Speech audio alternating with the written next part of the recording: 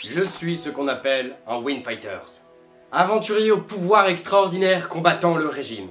Mais non, pas le régime pour perdre du poids. Ça n'aurait pas de sens. Je peux pas le combattre avec des pouvoirs, ça. Celui de ces villes crapules qui se croient tout permis et qui protègent la ville. Ouais, j'ai mis des guillemets parce que, en fait, je trouve quand même que le régime... ce qu'ils font, c'est pas ouf. Des fois, ils nous prennent un peu pour des cons, pour leur sous-fifre et tout ça. Moi, j'en suis pas fan. Le manga dont on va parler aujourd'hui a été réalisé par Christophe Cointeau, dont vous avez d'ailleurs sûrement déjà entendu parler puisqu'il a été à l'origine de l'œuvre Tinta-Run.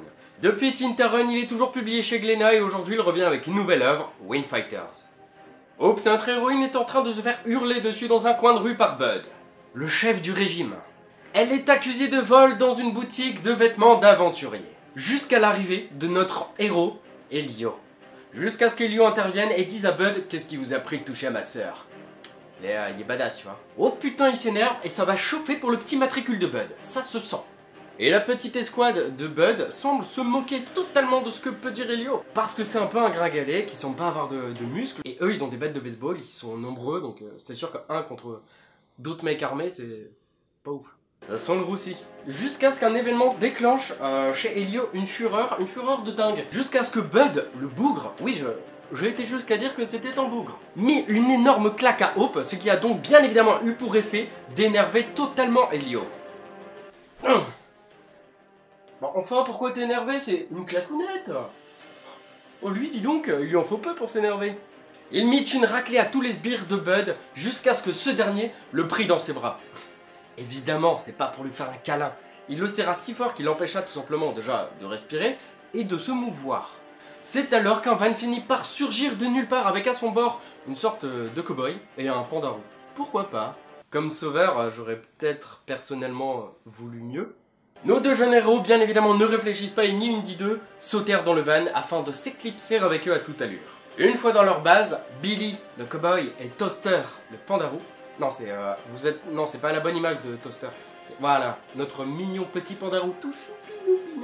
Et nos deux jeunes sauveurs finirent par leur expliquer alors ce que sont réellement les aventuriers.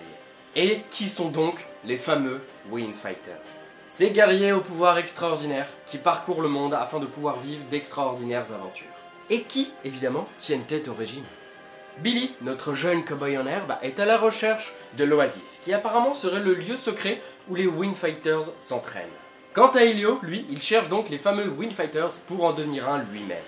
Qu'arrivera-t-il à nos héros? L'Oasis existe-t-elle vraiment? Le régime sera-t-il le seul ennemi de nos protagonistes? Vous découvrirez tout ça en lisant Wind Fighters. Je suis plein d'entrain aujourd'hui, c'est fou! La bonne humeur alors qu'il fait 40 degrés. Scénaristiquement, j'ai été alors très surpris d'en apprendre autant sur l'univers qu'on nous présente dans le premier volume. Je pense que notre cher auteur, Christophe Cointeau, a réussi là où Tinta-Run avait eu un peu de mal, quelques lacunes. Ce premier volume présente très bien l'univers, les personnages, le but à accomplir donc bien évidemment dans cette histoire, et on sent bien plus, je pense, la dose d'aventure dont on a besoin pour un premier volume qu'avec Tinta-Run malheureusement. Et je pense donc, même si j'ai été agréablement surpris avec Tinta-Run et que dans l'ensemble j'ai aimé Tinta-Run, que Wind Fighters pourra alors conquérir plus facilement un large lectorat. Je suis assez confiant quant à l'avenir de cette série, et je pense qu'on aura pas mal de petites surprises rien qu'avec le tome 2. Parce que quand on finit le tome 1, moi je vous le dis, on a quand même pas mal de petites questions qui arrivent en tête et on se dit genre ok, il va se passer quoi, comment, pourquoi. Le cliffhanger était vraiment sympa et je pense qu'il peut y avoir énormément de possibilités avec la suite. J'attends donc le tome 2 avec impatience. Graphiquement, bien évidemment, vous le savez, je l'avais déjà dit sur Instagram, mais je trouve que son style de dessin est vraiment très beau. Il l'avait déjà montré de toute façon, rien qu'avec le premier tome de Tinta-Run, cet auteur sait dessiner. Son trait de dessin est un mélange de fou, je trouve, entre la BD franco-belge et le manga. Et ça se marie très bien ensemble, il a réussi à trouver son trait, son style, son univers aussi quelque part. Et c'est vraiment un plaisir du coup à chaque fois de découvrir cet homme et de plonger dans son univers. Le dessin nous fait vraiment bien voyager et c'est donc un réel plaisir et une très belle découverte que Wind Fighters. Enfin voilà, j'ai pas grand chose de plus à dire à part que c'est un bon premier tome de manga français, ça fait du bien. Et j'espère surtout que la vidéo vous aura plu. Et vous aura surtout donné envie de lire et de découvrir donc cette nouvelle série qui est Wind Fighters. N'hésitez pas à me dire ce que vous avez pensé du manga en commentaire si vous l'avez déjà lu. Si vous avez envie de le lire, dites-le moi aussi. J'aime toujours savoir que quelque part je vous donne envie de découvrir de nouvelles séries. Pour ma part, je vais aller continuer les petites lectures que j'ai en cours en ce moment. Il y en a pas mal, dont des tomes qui vont sortir en septembre et tout ça. Merci en tout cas à vous tous, bienvenue aux nouveaux abonnés, bienvenue aux nouvelles personnes qui découvrent ma chaîne. Merci infiniment à vous tous, parce qu'on grandit vraiment de plus en plus et ça fait chaud au cœur. Je vous dis donc à très bientôt pour une prochaine vidéo. Bisous sur les fesses. Cet auteur sait dessiner.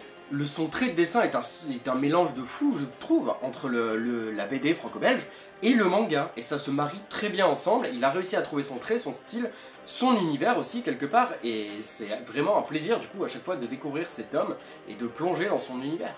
Le dessin nous fait vraiment bien voyager et c'est donc un réel plaisir et une très belle découverte que Wing Fighters. Enfin voilà, j'ai pas grand chose de plus à dire à part que c'est un bon premier tome de manga français, ça fait du bien.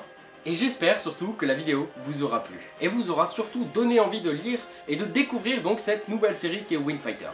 N'hésitez pas à me dire ce que vous avez pensé du manga en commentaire si vous l'avez déjà lu. Si vous avez envie de le lire, dites-le moi aussi. J'aime toujours savoir que quelque part je vous donne envie de découvrir de nouvelles séries. Pour ma part, je vais aller continuer les petites lectures que j'ai en cours en ce moment. Il y en a pas mal, dont des tomes qui vont sortir en septembre et tout ça. Merci en tout cas à vous tous, bienvenue aux nouveaux abonnés, bienvenue aux nouvelles personnes qui découvrent ma chaîne. Merci infiniment à vous tous, parce qu'on grandit vraiment de plus en plus et ça fait chaud au cœur.